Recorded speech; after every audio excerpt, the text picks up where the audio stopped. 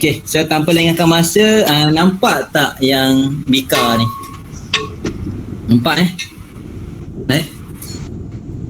Ke tak nampak? Nampak. Okay.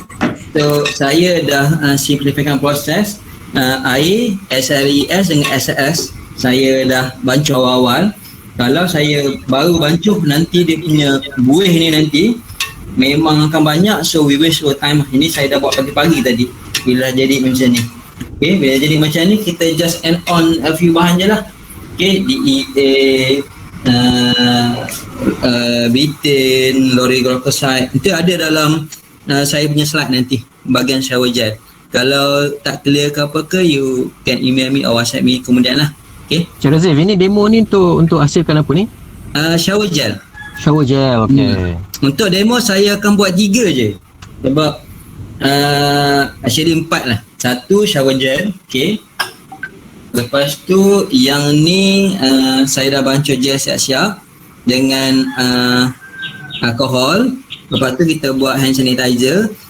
And then lagi satu balm. Balm tadi sebab saya dah buat awal, dia dah keras dah habis sweat tu, saya kena cairkan balik. Nak cairkan sekejap je. And then the last but not least, kalau tengok is distillation. Okay, kalau pasal mesin tu nampak distillation. Saya buat distillation yang propolis yang seketul tadi tu, yang Torasica tu. Okay, yang ni. Ini sebahagian lah, dia besar tadi. Saya pecahkan sikit, saya masuk dalam distillation. Kita guna steam. Sepatutnya kita boleh dapat essential oil lah. Okay, tapi sebab it's really small portion, saya dapat hydrosol je. So memang bawang kayu lah. Okay, so yang ni yang saya gantikan, instead of guna air tapis, saya guna air ni, hydrosol. So dia banyak kasat lah. Mungkin saya boleh dekatkan sikit, tengok how dia berfungsi. Okay, ya. Nampak Okay, distillation. Lepas tu kita ada air yang mengalir lalu tu. Okay, so kat situ ada dapur untuk panaskan. Nanti dia air menggelegak, dia akan pass through lalu propolis. So propolis nanti odorous material, aromatic compound, dia akan dibawa masuk ke dalam wap air, steam. So kita tukar steam tu jadi wap air, kita akan tadah, kita dapat yang tadi itulah, yang hydrosol tu. So supposedly you kena ada satu penadah yang ni lah, yang tadi ni. Sekejap saya tunjuk. Cumanya saya saya tak betul-betul yang kaca tu. You nampak tak? So nanti dia akan trap this one dia akan trap essential oil. Lepas tu nanti kita akan collect essential oil belah atas. Cumanya bear in mind, untuk buat distillation dia akan dapat 2% je. So bayangkanlah kalau 1 kilo 2 mil, yang tu tak sampai 2 kilo tu. So dapat lagi sikit lah.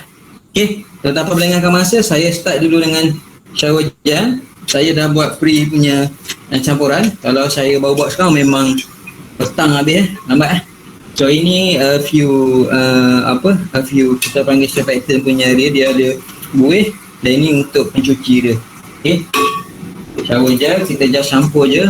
Nampak saya campur Okay, so dah start ada buih dah. Okay, so masing-masing ada function untuk ni lah. Dia nampak macam gel sikit.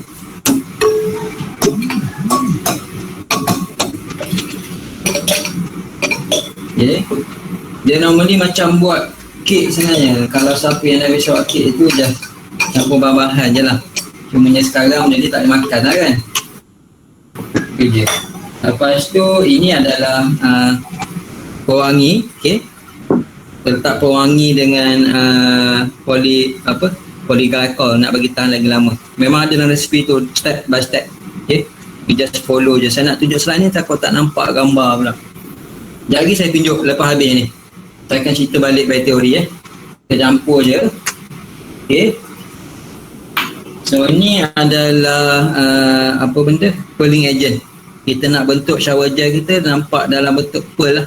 Dia lawa sikit. Kalau tak, nampak plain je lah. Kita pulang lah pada individu. Okay.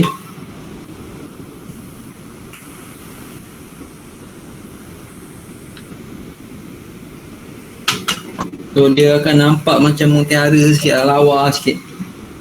Baru boleh jual harga Yahudi premium. Okay. So next, ini adalah extract propolis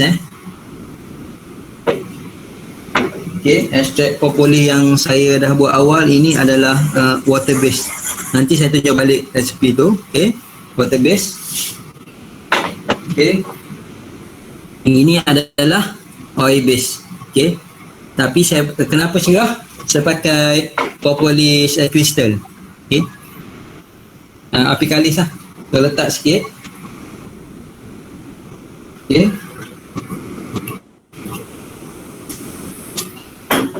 So next saya letak daun gelenggang sikit sebab yang ni untuk kulit eczema.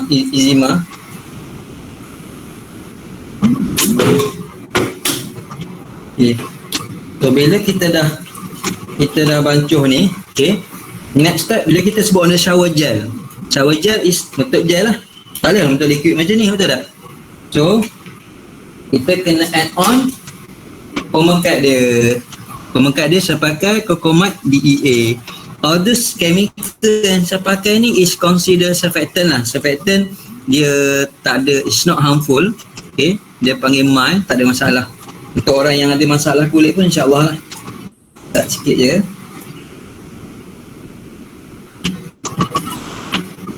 So kita kena kacau, tambah sikit-sikit DA tu sampai dia bentuk jadi pekat lah. Okay.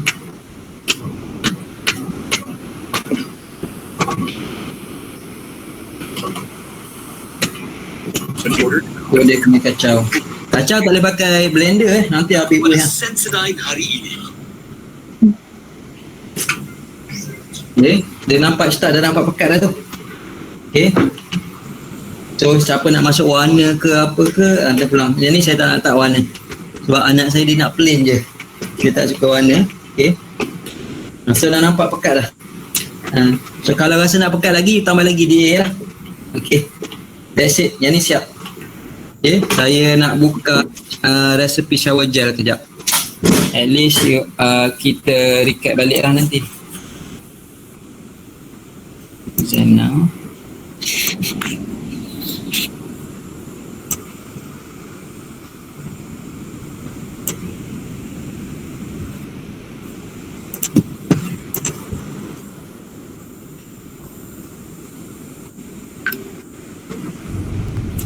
nampak slide Sekarang tunggu Encik Razif ni, Puan Faridah daripada Kelulut Kasih. Ya. Puan Faridah ada hasilkan bee bread sendiri kan? Ya. Kalau dalam sebulan tu kapasiti pengeluaran dia berapa tu? Kita tak boleh cakap sebab kita lukis sendiri. Kita punya topping banyak roti lebah, kita ambil lah separuh. Jadi saya punya pengeluaran roti lebah tu ikut apa yang saya ada. Saya ada 200 sarang kan. Jadi tak semua ada sarang ada roti lebah. Saya roti lebah ni saya sensitif sikit. Saya tak ambil orang punya. Kecuali kalau saya sendiri pergi tempat orang tu, saya sendiri yang korek sendiri. So okey tadi saya sambung sikit lagi. So ini adalah sebelah kiri ni you cerita air dia punya resepi, dia punya list of chemical yang pakai, air tapisan, SLES, SLS, lauric glucoside, vitab, pengawet, pewangi. Yang ni saya tak pengawet normally ni dalam masa within a few seminggu 2 minggu boleh tahan. Dia boleh tahan dalam sebulan lebih kalau tak pengawet. Ni cuba buat sendiri je. Jarang belilah kecuali memang tak ada yang buat baru kita beli. So you tengok belah kiri, okay, yang saya sebut tadi pearling agent dan extract herba ni saya masuk dua lah. Propolis dengan daun gelenggang. So cara nak buat tadi, air dia you kena ambil air lapisan air aerosol, masukkan SLS dengan SLES. Yang ni saya kata kena kacau larut, kena blender, kalau lebihkan dalam masa 1 jam lebih. Bila lautan dia dah jenis balik, okey, kena put sat, kita kena ambil another bekas bikar lain, kita kena buat lautan pewangi pula. Kita nak bagi pewangi. Ada setengah orang dia letak direct je pewangi. Tapi macam saya modify, saya letak PG tu refer polyglycol tak ada kat sini. Polyglycol biasa dengar vegetable glycol kan. Misalnya polyglycol kita masuk dalam misak dengan pewangi, and then kita kacau bagi sepati, kita put sat. Bila kita tengok yang larutan satu tadi dia dah start jernih, kita kena masukkan lah pewangi, kita kena masuk DA, kena masuk decaen glucoside, kita masuk betaine, kita masuk ekstrak herba, kita masuk pengawet kalau perlu. Kalau tak nak tak payah. Pewarna kalau nak boleh, tak nak pun tak payah. Saya pengawet pewarna saya tak letak. And then saya letak sikit peeling agent bagi cantik. Peeling agent tu dia dalam bentuk semi solid, semi liquid. You kena masuk air bagi larut sikit baru jadi. And then kena masuk pemekat lah. Masuk sikit-sikit sampai biar yang pekatan yang you nak lah. Kalau you nak pekat lagi, you letak lagi lah. Okay. So, saya habis satu. So, next. Sekejap.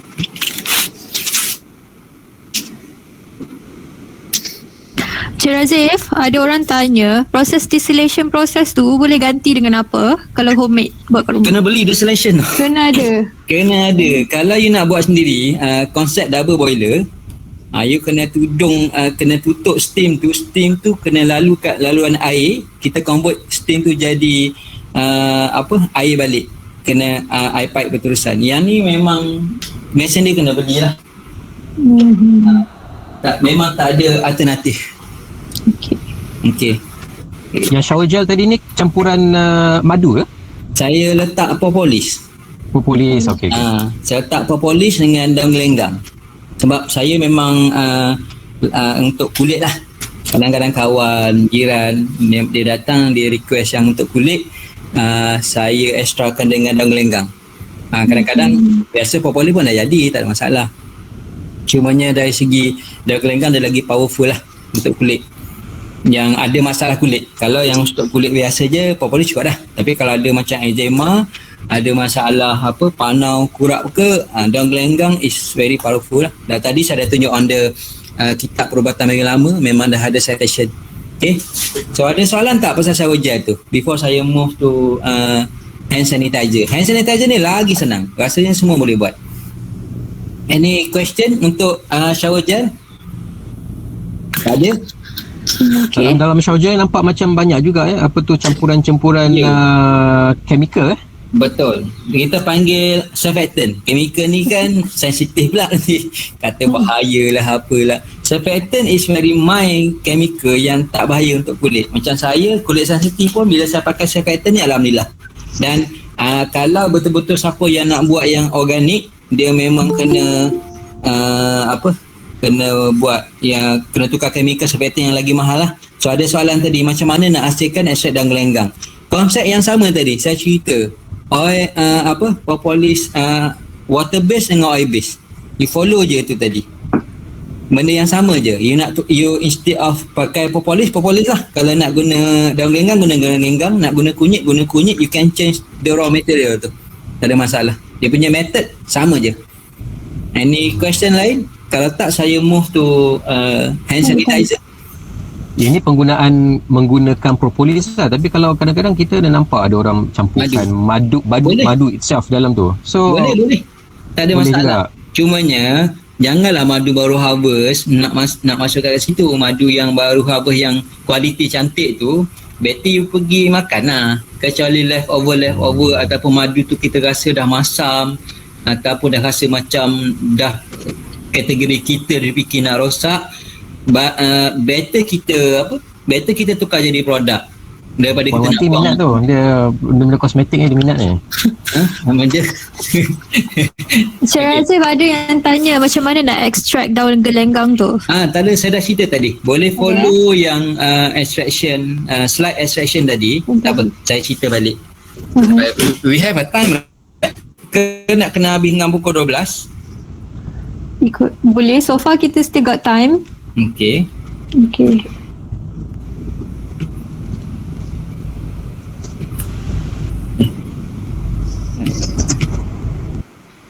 Senang.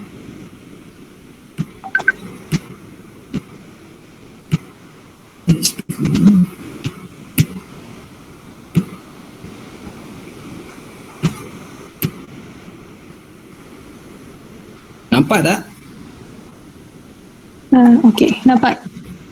Okay, tadi saya cerita ada kepentingan kenapa kita kena proses jadi lagi halus kalau kita dapat dalam makan besar. So next tadi saya cerita ada yang oil base dengan water base. So bila kita cerita on the water base tadi, saya guna popoding ada gelenggang. Inilah cara dia nak buat extract. Sama ada kita kena masak, guna haba ataupun kita rendam. So you can choose lah. Dan of course lah kalau rendam lagi bagus lah sebab dia tak ada melibatkan haba. All these component lagi banyak dapat lah. Tapi kalau cerita on the production, hari ni nak buat, hari ni baru nak rendam, tak boleh buat lah kan. So kena, yang ni air, yang ni bentuk minyak. So you nak guna propolis ke, you nak guna daun gelenggang ke, you nak guna daun semambu ke, nak guna kunyit ke, it's the same thing, the same concept. Tapi Cik Razif, macam mana kita nak tahu yang material yang kita guna tu nak pakai, yang sesuai pakai dengan water base ke oil base punya? Yang tadi saya kena tengok tengok resepi. Kalau resepi yang ada minyak urut, resepi ada beeswax, automatik kena oil base. Kalau yang macam sabun yang memang kita guna untuk air, yang memang kita basuh tangan guna air, automatic water base. Terus. Okay. Kalau kita pada produk yang kita nak hasilkan lah. Betul. Normally saya akan buat dua-dua je sebab ada masa saya buat macam balm kan, oil base. Kalau sabun water base. Penyimpanan ekstrak tu macam mana? Dalam botol lama. Saya dah simpan dalam ekstrak ni. Boleh tahan berapa lama? Saya simpan masa setahun. Wow. Tak pernah, tapi normally saya put aside setahun dalam botol kecil. Bila saya buat tu memang 2-3 bulan akan habis lah. Room temperature ke? Ya, room temperature. Betul. Saya ada soalan. Okey. Thank you Razif. Saya Dr. Nurihan. Thank you for the wonderful. Kenal kan? Kenal. Assalamualaikum Dr. Nurihan. Ya, salam semua. Ya, okay. Tadi pasal extract tu, bukan whether is polar atau non polar, sama ada water base atau oil base, bergantung pada ingredient yang kita nak extract. So tak semua yang larut dalam air dan tak semua bahan yang larut dalam oil. Betul. So for mungkin maksud you produk untuk kulit is either oil or water boleh ada ke komponen yang kita nak tu, macam contohnya untuk eczema tadi. So betul. maknanya kita tak boleh macam yang tak tahu yang tak tahu dia tak tahu yang mana satu komponen akan dikeluarkan larut di dalam air atau di dalam minyak kan. Betul. Boleh explain sikit lah pada kami. Okay, so basically bila kita cerita on the product tu sendiri, kita nak tengok dia punya raw material propolis. Propolis dia tak akan larut air. Okay, kita letak material tu sendiri dalam air, dia tak akan larut. Right? So komponen dia ada kebanyakan resin. So resin dia larut minyak.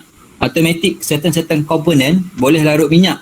Kuantiti banyak, bila larut minyak benda yang baik lagi banyak dalam minyak.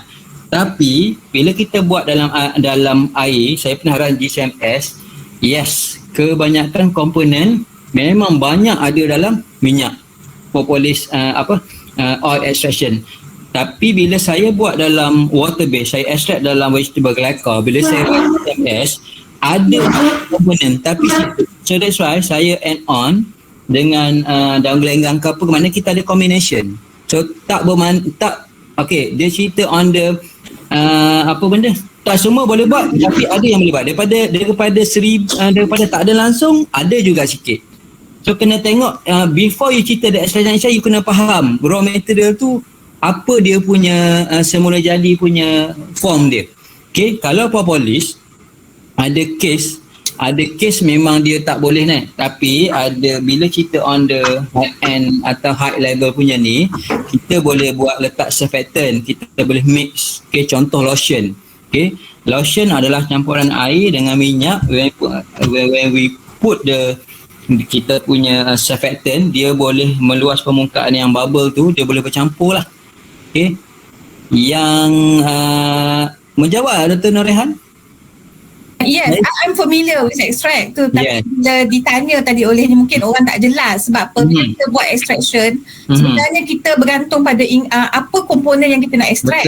Betul. So bila you mix, dia ada both, maknanya dia akan dapat the maximum content lah. Tapi kalau kita pakai salah satu saja, you akan mungkin kekurangan ingredient yang tak larut dalam dia ada komponen yang tak add. So but since Razif mentioned that you add bits of both, so maknanya ada kemungkinan adalah komponen yang diperlukan dalam tu. Betul. Berapa banyak you add ataupun the ratio you add between the water base and the oil base. Okay.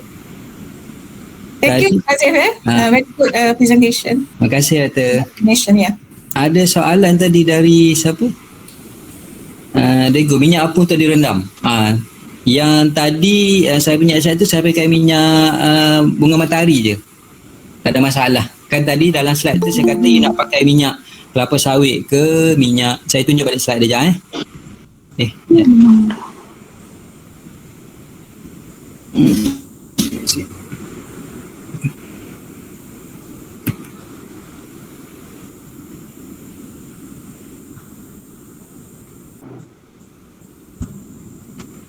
Nampak Nampak.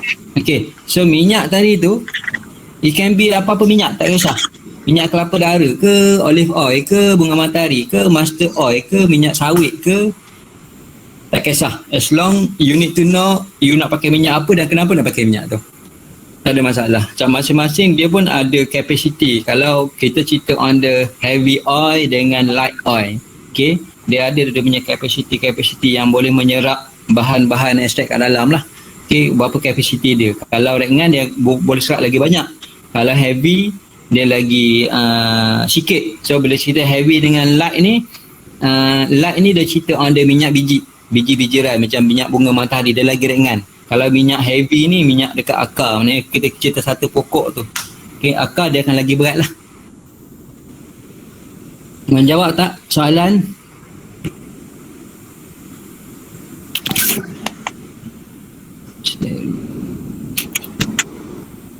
Okay, next kita pergi pada hand sanitizer.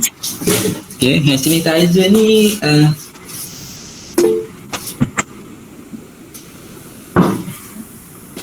quite straightforward sebab tadi sama macam shower gel tadi, saya akan buat dulu demo baru saya cerita buka resipi balik. Ini gel yang saya dah campurkan carbomer dengan air and then saya dah pekatkan dengan TAA. TAA ni stand for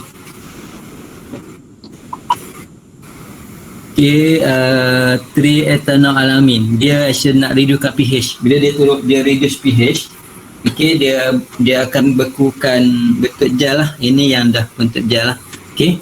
Kalau siapa tak ada carbomer, tak ada masalah, pergi je farmasi, beli apa benda, aloe vera gel, okay, dan you campur dengan ethanol lah. So portion dia just 300 gram je. 30%. 70% kena ethanol lah. Okay. So ni adalah ethanol yang saya dah suka siap-siap, bukan air So campur je.